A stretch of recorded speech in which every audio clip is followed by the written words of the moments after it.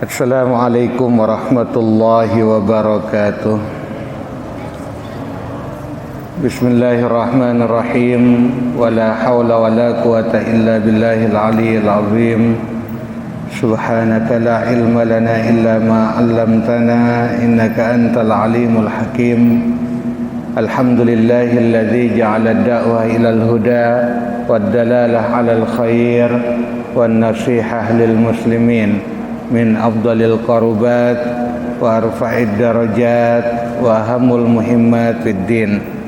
Wassalatu wassalamu ala sayyidina wa maulana Muhammadin wa ala alihi wa ashabihi ajma'in, amma ba'du. Hadirin ma'asyiral ikhwan jamaah Madrasah Ramadan Majelis Ilmu Masjid Jami Darussalam Mambendaya rahimakumullah.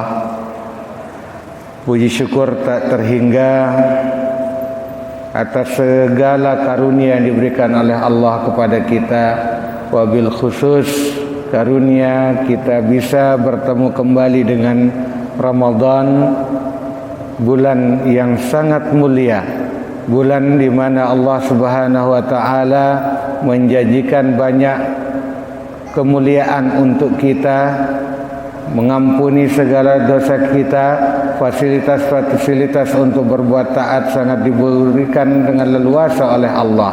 Bahkan di bulan Ramadan ini kita diberikan fasilitas dan janji oleh Allah, jika kita benar-benar bisa fokus mengamalkan setiap kebaikan di Ramadan ini, maka kita akan menjadi orang-orang yang nantinya itkum minan nar, dibebaskan dari api nerakanya Allah Subhanahu wa taala. Hadirin ma'asyiral ikhwan peserta Madrasah Ramadan Masjid Jami Darussalam rahimakumullah. Untuk 3 hari ke depan yang akan mengisi di Madrasah Ramadan ini dengan materi keaswajaan. Dalam materi keaswajaan ini akan membicarakan hal-hal yang terkait dengan segala hal, baik tauhid maupun fikhiyah maupun tasawuf yang ada di dalam Ahlus Sunnah wal Jamaah. Kita tidak akan membicarakan tentang lahirnya Ahlus Sunnah wal Jamaah, sejarah tentang Ahlus Sunnah wal Jamaah, tapi kita lebih akan fokus kepada pemahaman tentang isi dari Ahlus Sunnah wal Jamaah itu sendiri karena keterbatasan waktu. Di dalam kitab yang kami bawa dan kita buka pada sore ini, kitab yang menjadi dasar salah satu kitab terkait dengan materi keaswajaan. Ketika kita bicara Ahlus Sunnah wal Jamaah, kita perlu tahu bahwa ahlu itu bermakna golongan atau kelompok, atau bisa juga berarti keluarga. As-sunnah artinya adalah kegiatan yang senantiasa mengikuti baginda Rasulullah sallallahu alaihi wasallam. Wal jamaah, al jamaah artinya mayoritas. Sehingga ketika kita bicara Ahlus Sunnah wal Jamaah, ketika diartikan maka akan mendapatkan kesimpulan makna bahwa ini adalah sebuah kelompok atau mazhab mayoritas yang mengikuti apa yang telah dilakukan, apa yang diucapkan, dan segala hal yang direstui oleh baginda Nabi sallallahu alaihi wasallam. Inilah makna atau kesimpulan singkat dari makna Ahlus Sunnah wal Jamaah. Beda kalau kita bicara as-sunnahnya saja, maka bisa mengimplikasikan makna yang berbeda. Tapi kalau secara lengkap Ahlus Sunnah wal Jamaah, maka mengindikasikan bahwa golongan ini adalah golongan mayoritas yang diikuti oleh umat, baik minal khalaf ila minas salaf ilal khalaf, dari zaman dulu sampai zaman sekarang. Itulah yang disebut ahli sunnah wal jamaah. Dan ahli sunnah wal jamaah ini menjadi mazhab mayoritas di dunia ini. Wabil khusus kita bicara di Indonesia. Kita di Indonesia untuk akidahnya kita mengikuti mazhab ahli sunnah wal jamaah yang dalam hal ini Abu Hasan al-Ash'ari dan al-Maturidi. Dan yang kedua, dalam bidang fikhiyahnya kita di Indonesia mengikuti salah satu mazhab dari 4 imam mazhab, yakni kita lebih banyak mengikuti mazhab Imam Asy-Syafi'i. Dalam bidang at-tasawuf, dalam disiplin ilmu tasawuf kita mengikuti pemahaman atau ideologisnya Imam Abu Hamid Al-Ghazali rahimahullahu ta'ala dan Imam Asy-Syadzili. Inilah yang lebih dominan yang kita ikuti di Indonesia, wabil khusus kita yang berada di Lombok. Kita akan masuk ke materi pembahasan di kitab yang kami bawa. Kitab ini kitab kecil yang berjudul Azkarus Shalah. Di pertama kali membahas di sini tentang apa kewajiban orang yang mukallaf. Orang mukallaf itu wajib mengetahui tentang apa. Mukallaf, apa arti mukallaf? Apa bedanya mukallaf bareng muallaf?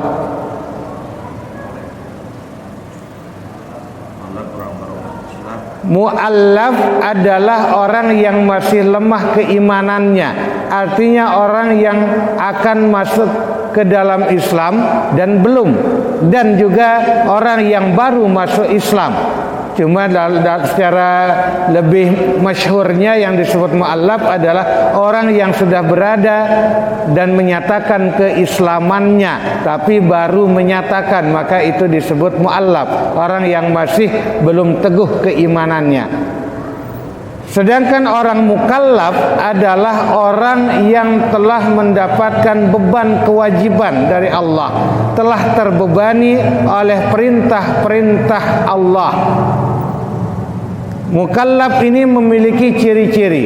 Di antaranya seseorang sudah menjadi mukallaf apabila terhimpun dalam diri seseorang 2 hal, yakni akil dan balik. Antara akil dan balik ini sesuatu yang berbeda. Akil ini terkait dengan akliyahnya seseorang, tentang berakalnya seseorang. Mampukah sudah seseorang itu membedakan sesuatu yang hak dan yang batil? Itu yang disebut akil, orang yang berakal.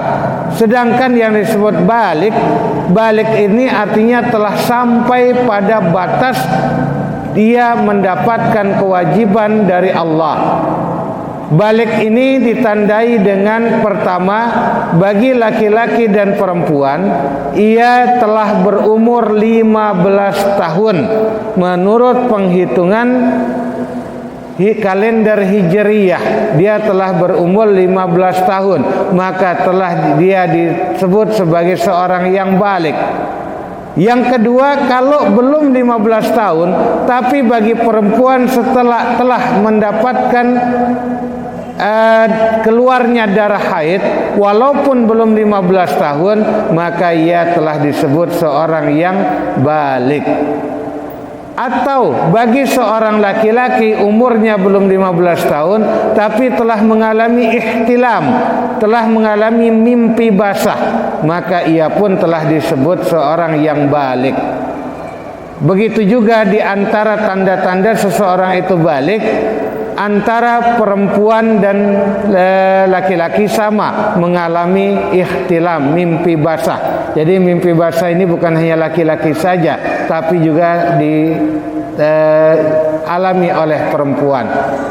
Balik ini bukan ditandai dengan perubahan suara ataupun dengan tiokna kencekot. Ini bukan menentukan kencekot ini.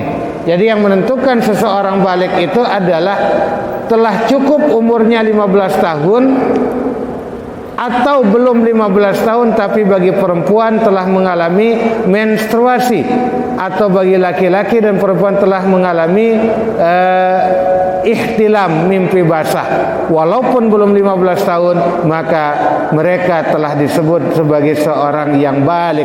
Ketika dua hal terhimpun dalam diri seseorang, dia berakal, sehat akalnya, dan dia telah balik sesuai dengan tanda yang kami sebutkan tadi, maka anak tersebut, orang tersebut disebut sebagai seorang yang mukallaf, telah mendapatkan beban kewajiban dari Allah, termasuk di dalamnya menjalankan ibadah puasa Ramadan ini. Bagi yang belum mukallaf, dia belum wajib, tapi yang telah mukallaf hukumnya wajib. Wallahu ta'ala a'lam. Sebelum kita lanjutkan, mungkin ada hal-hal yang ingin dipertanyakan, sehingga kami kembalikan sementara waktu ke moderator.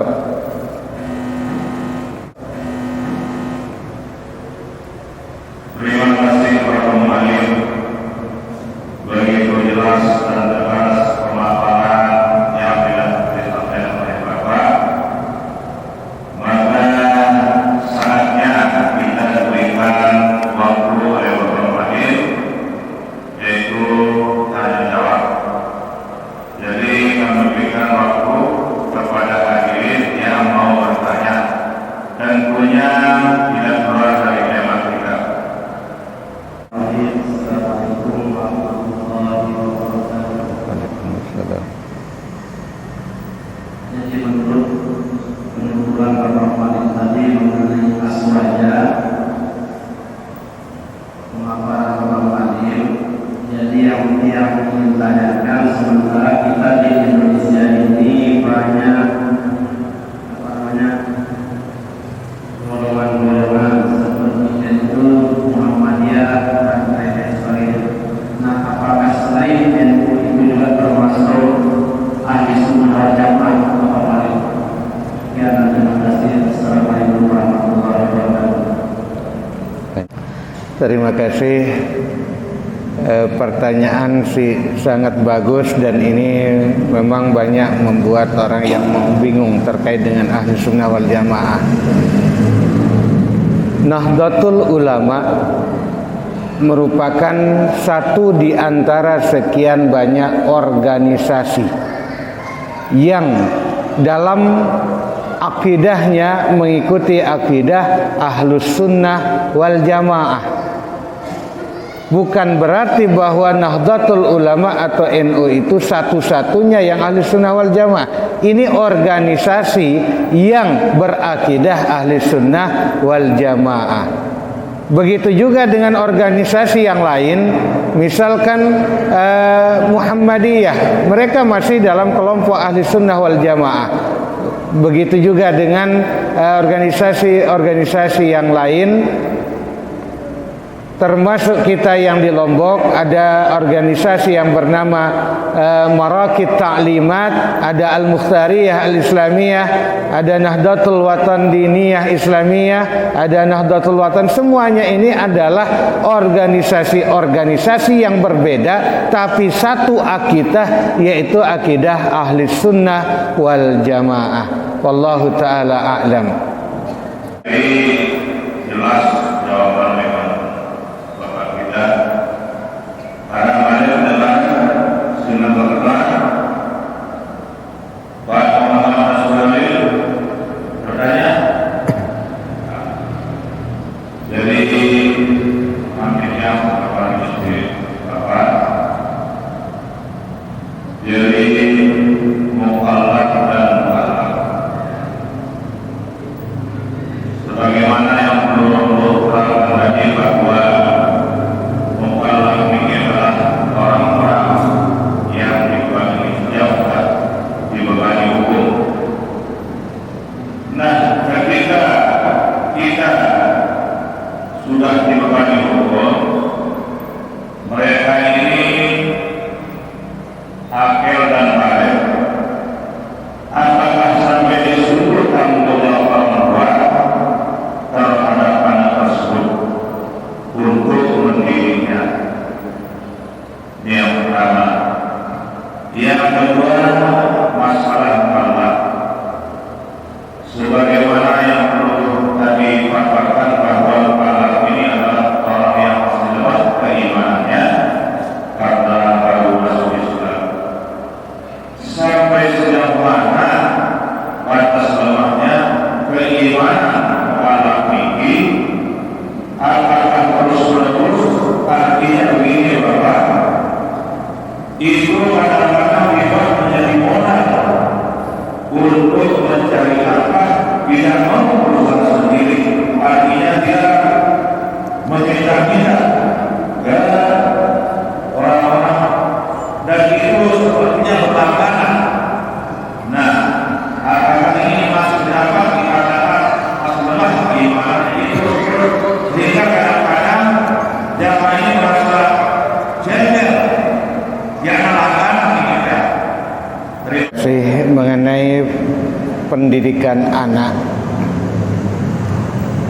kita sejari dengan tua niki berkewajiban untuk mendidik anak kita agar benar-benar mengenal Tuhannya, mengenal nabinya, mengenal agamanya, dan mengenal segala hal yang terkait dengan nantinya kewajiban-kewajiban terhadap dirinya sebagai seorang hamba. Kewajiban pendidikan ini tak terbatas waktu. Bukan hanya sampai anak ini balik atau dia sudah masuk dalam kategori mukallaf, kemudian kita dari orang tua lepas tanggung jawab. Tidak. Tanggung jawab orang tua ini sampai anak ini benar-benar menjadi anak-anak yang taqwallah. Kalau belum takwallah, walaupun dia sendiri sudah berdiang anak-anak ini, tetap kewajiban kita sebagai orang tua untuk memberikan pendidikan agar menjadi anak yang takwallah. Akan tetapi sistematikanya yang berbeda antara anak yang masih kecil dan anak remaja, anak yang sudah menjadi pemuda, anak yang sudah dewasa. Cara pemberian pendidikannya yang berubah, tapi pendidikan dari orang tuanya tetap wajib hukumnya. Wallahu ta'ala a'lam. Kedua, terkait dengan mu'allaf, ini memang menjadi penyakit masyarakat, penyakit yang dipelihara karena keteledoran dari kita semua. Ikhwan rahimakumullah, kita bukan berarti tidak merasa bersyukur adanya orang yang masuk ke dalam agama Islam ini tanpa dipaksa, benar-benar mendapatkan petunjuk atau hidayah dari Allah Subhanahu wa taala. Karena untuk mendapatkan kebenaran ini memang hak mutlak dari Allah. Tidak ada satupun yang bisa untuk memberikan seseorang hidayah kecuali hanya Allah saja. Akan tetapi kita dari umat berkewajiban untuk melakukan ikhtiar. Ketika ada orang masuk Islam, maka kewajiban dari kita itu bukan hanya membimbing membaca syahadatain kemudian dilepaskan, bukan itu. Justru itu akan menjadi dosa besar bagi para pembimbing. Jadi tidak segampang itu kita menerima orang yang menyatakan keislamannya. Kita bimbing baca syahadatain kemudian lepas tanggung jawab, tidak seperti itu. Yang harus kita lakukan adalah setelah menanyakan benar-benar keinginannya masuk Islam tanpa paksaan dari siapapun, kemudian dia dibimbing untuk membaca syahadatain, selanjutnya dibimbing untuk pengenalan iman secara utuh. Ada bimbingan-bimbingan keimanan terhadap orang yang baru masuk Islam, sehingga bimbingan-bimbingan yang telah diberikan inilah yang akan melepas orang tersebut dari kategori dia mu'allaf, karena keimanannya sudah kuat karena terus dibimbing. Tapi kalau hanya syahadatain dibimbing, hanya membaca 2 kalimat syahadat saja, setelah itu tidak diberikan bimbingan, maka sampai dia mati pun dia tetap jadi mu'allaf, karena kita tidak pernah memberikan bimbingan penguatan iman terhadap dirinya. Wallahu ta'ala a'lam. Seandainya mu'allaf ini yang berusaha, yang berusaha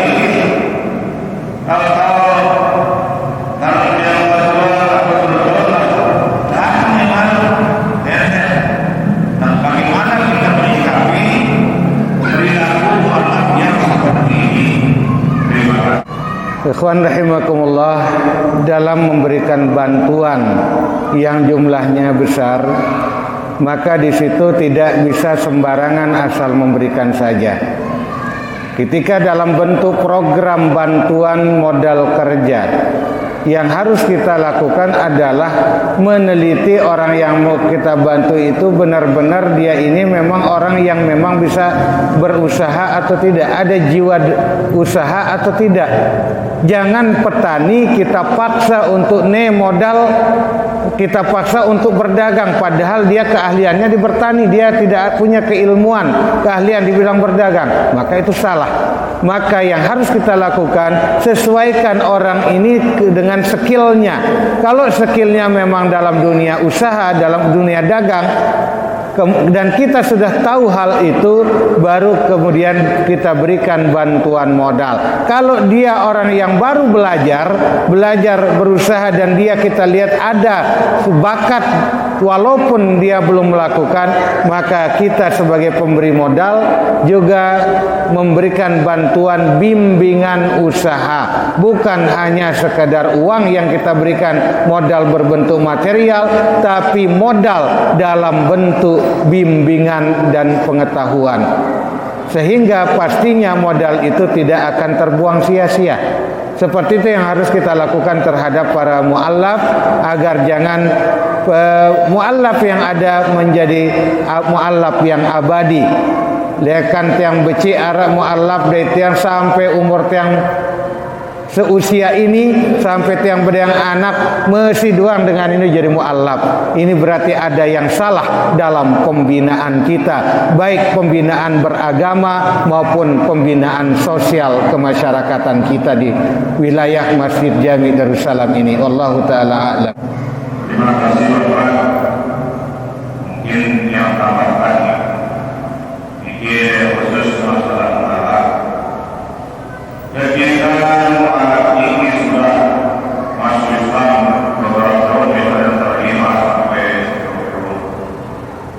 20. Kembali dia beragamanya, mungkin kebutuhannya diimanan dengan surat dari Islam ini, terus sukul kita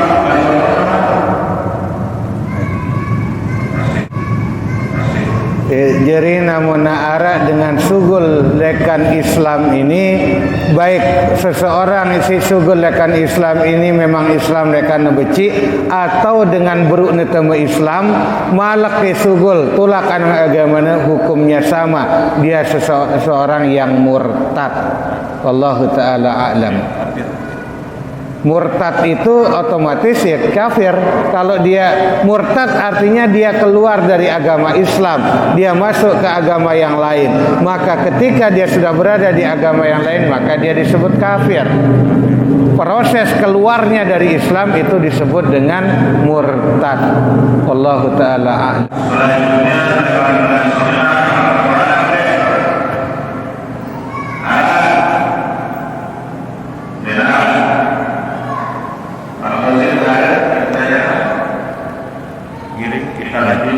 Baik.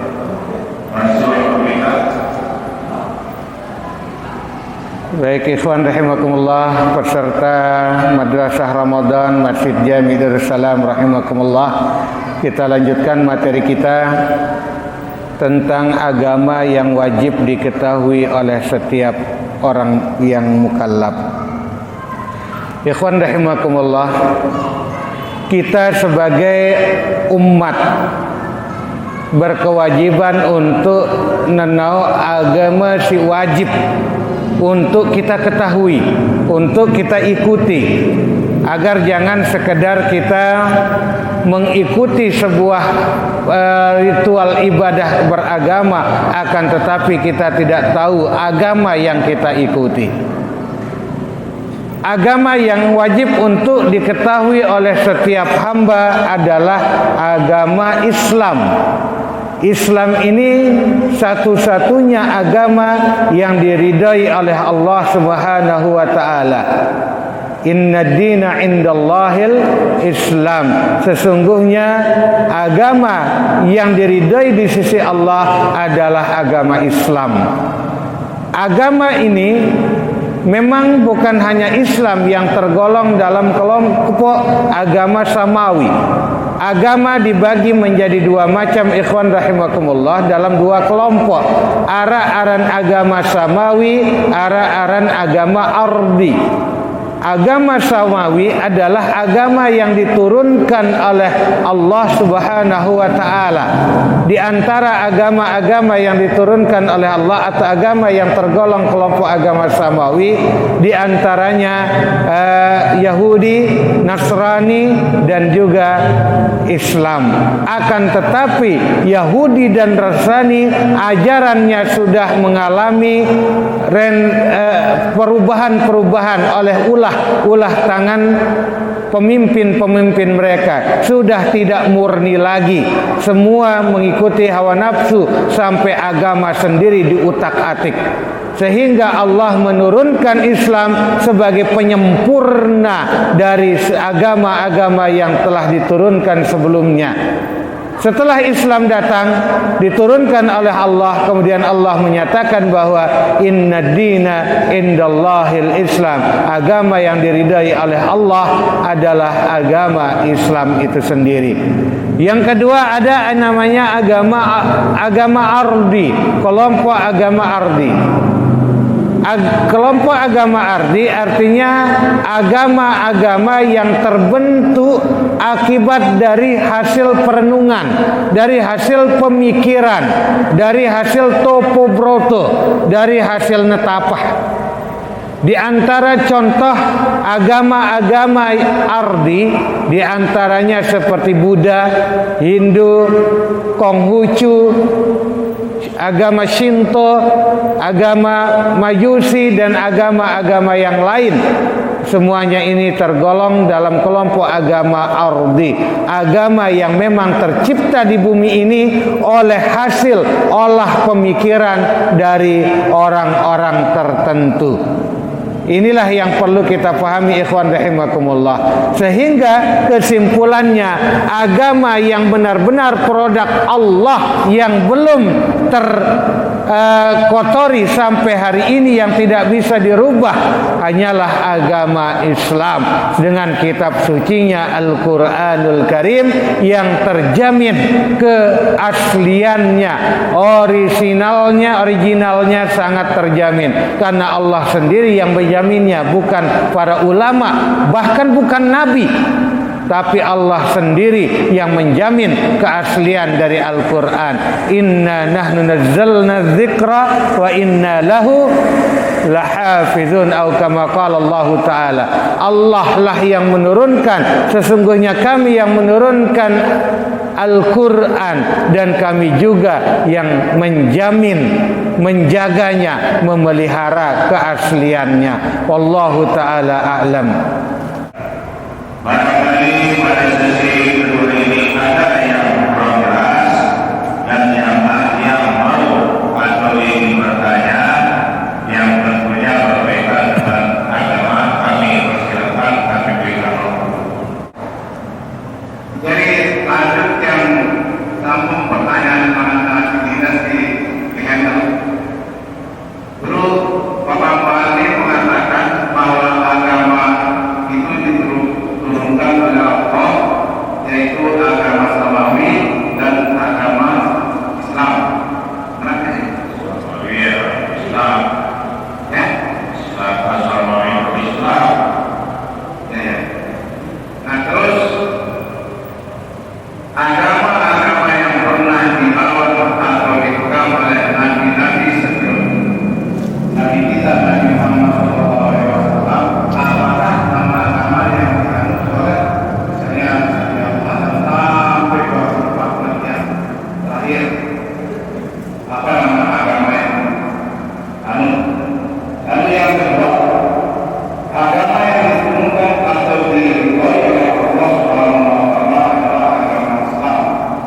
Menurut penjelasan yang tadi. Pertanyaannya, apakah agama-agama sebelum Islam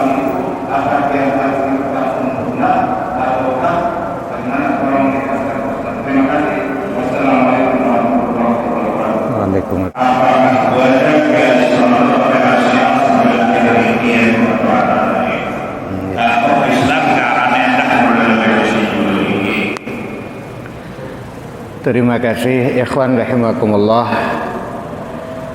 Pada dasarnya agama-agama yang sejak Nabi Adam alaihissalam hingga Nabi Yuna Muhammad sallallahu alaihi wasallam semuanya adalah agama yang satu, yaitu agama Islam, agama tauhid. Akan tetapi muncul istilah Yahudi, Nasrani itu setelah mengalami perubahan-perubahan. Setelah agama yang murni ini dicampur, diutak-atik oleh orang-orang yang memang kepentingan politik di dalamnya, kepentingan hawa nafsunya, sehingga dia sudah bukan lagi Islam. Yahudi begitu juga dengan Nasrani. Sedangkan Islam, agama yang memang dari Nabiullah Adam alaihissalam, semuanya adalah Islam. Cuma Islam yang dibawa oleh Nabi Muhammad sallallahu alaihi wasallam secara syariatnya mensempurnakan syariat-syariat yang telah ada sebelumnya. Karena model syariat-syariat agama di para nabi sebelumnya sesuai dengan kondisi yang ada, sehingga sembahyang selepuk sembahyang. Di zaman Nabi Sulaiman juga salat, legu sembahyangna arak si entah nembutang-butang sembahyangna. Marak model salat jenazah, arak entah ada ruku doang, ada yang sampai sujud tidak bangun kembali. Dan di syariatnya Nabi Muhammad lengkap, semua syariat dari Nabi Adam sampai Nabi Isa terkumpul di dalam syariatnya Nabi Yuna Muhammad sallallahu alaihi wasallam. Sehingga ketika Nabi kita Muhammad sallallahu alaihi wasallam mendapatkan perintah untuk tahannus, ketika beliau bertahannus di Gua Hira, di situ Rasulullah Shallallahu Alaihi Wasallam karena yang dilakukan adalah tahannus, yakni beribadah siang malam, atau marak basan dengan Jawa topo broto, marak basan tetapah, tapi tapahnya dengan beribadah siang dan malam, solat. Seperti apakah solatnya Nabi Muhammad, sedangkan dia sendiri belum menjadi Rasul, belum juga dia mendapatkan perintah solat 5 waktu. Termasuk juga kemarin di bulan Rajab, di situ di kisah Isra Mi'raj, kalau Anda jeli membaca dan meneliti dari pembacaan kitab kisah tersebut, Rasulullah katanya sebelum berangkat salat 2 rakaat, kemudian nyampe di Masjidil Aqsa salat 2 rakaat, padahal dia belum mendapatkan perintah salat. Jadi ngumpul kuna salat Nabi, dia sendiri belum dapat perintah salat. Sehingga disinilah perbedaan para ulama dalam menjelaskan salatnya Nabi ketika itu. Yakni ada sebagian yang berpendapat Nabi Muhammad salatnya mengikuti syariatnya Nabi Ibrahim alaihissalam, ada yang mengatakan mengikuti syariatnya Nabi Nuh alaihissalam, ada yang mengakui bahwa salatnya mengikuti syariatnya seperti salatnya Nabi Isa alaihissalam, dan ada juga yang mengakui seperti salatnya Nabi Musa alaihi salam, dan ada juga pendapat yang lain. Wallahu taala a'lam. Bismillahirrahmanirrahim. Sebelum berbarang-barang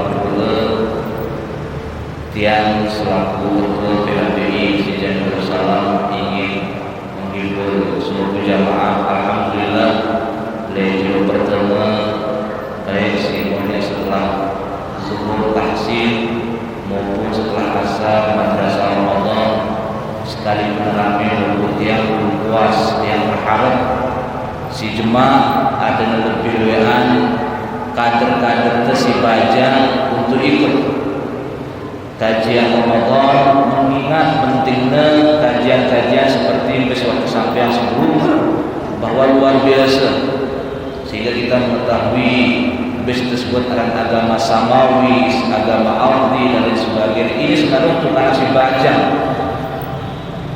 Kenapa generasi bajang ini masih lemah?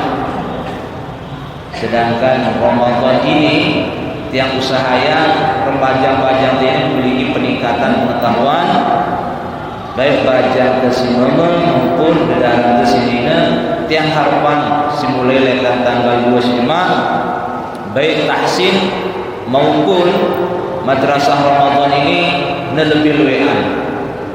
Si hadir dia sudah arahkan oleh sekretaris ada tulisan yang arah-arah dengan si dulu, karena seperti mana setiap sampean insyaallah le akhir daripada madrasah Ramadan ini netua nebeci maupun nebajang cuma arah plakat atau sertifikat sebagai tanda penghargaan bahwa tahun 1443 Hijriah orang tersebut mengikuti madrasah Ramadan Masjid Jami Darussalam di jemaah arah kenang-kenangan mereka dengan si berhaji arah syahadahnya, mereka dengan si badal umroh arah sertifikat badalnya, nalek dengan si milu madrasah Ramadan cuma arah sertifikat pengajian Ramadan. Jadi ini cuma arah penghargaan berupa lembaran kenang-kenangan. Jadi ini cuma ino terbagi le penutup kajian Ramadan yakni le tanggal 20 Ramadan dengan syarat harus aktif ngaji. Nenek jeluk pertama ngaji, jeluk kedua ndek, jeluk ketiga ngaji, jeluk keempat ino pada tempuh yang penghargaan, si yang penghargaan atau plakat ino dengan si aktif ngaji. Cuma Paman Asdar baru ya salah informasi madrasah Ramadan ini sebenarnya waktunya ba'da asar 10 menit setelah sholat asar, sehingga tiap harapan jamaah si jelas bayang asar pun bisa mengikuti daripada program madrasah Ramadan. Nah mungkin ini sih perlu yang sampean dari madrasah Ramadan ini jam 5:30 sebenarnya sudah mengikuti sesi akhir, sehingga setelah itu kita akan merotal dan akan mengikuti tahlilan dan doa menjelang berbuka puasa. Nah mungkin ini sih perlu yang sampean ditunggu sebagai tambahan untuk akhir dan barokah daripada majlis Ramadan sore ini, yang sekali lagi minta kepada Pamanda Al-Ustaz Ahmad Asdaruddin untuk memimpin doa. Sila Tianggiring tertutup kajian kita ini dengan membaca Ummul Kitab. Semoga Allah Subhanahu wa taala memberikan ilmu yang bermanfaat kepada kita semua dan memasukkan kita ke dalam golongan min ahlil ilmi wa min ahlil khair. Ala hadhihi niyyah wa ala kulli niyyatin salihah. Al-Fatihah.